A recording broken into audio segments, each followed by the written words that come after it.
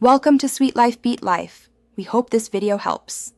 In this video, I will explain how to make cream deodorant. We will start by gathering all the necessary items, ensuring everything is clean and ready. Then, we will go through each step, from melting the base ingredients to mixing in the powders and essential oils. This guide will help you create an effective and natural deodorant right in your own home, providing a fresh feeling all day long. Let's look at the key ingredients you will need. Shea butter forms the luxurious base, offering moisturizing properties for your skin. Baking soda is crucial for neutralizing odors, while arrowroot powder helps absorb excess moisture, keeping you feeling fresh.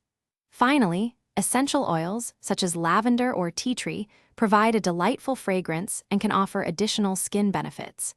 These components work together for an effective product. Now, let's get to the mixing process. First, gently melt your solid ingredients, like shea butter and coconut oil, using a double boiler.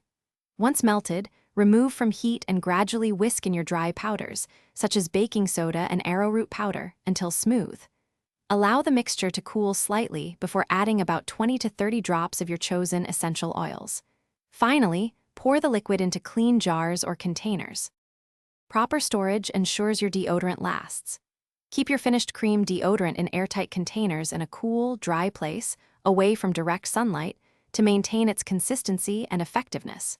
When applying, use a small, pea-sized amount on clean, dry underarms. Gently rub it in until absorbed. This natural deodorant provides long-lasting freshness, and you can reapply it as needed throughout your day for continuous confidence.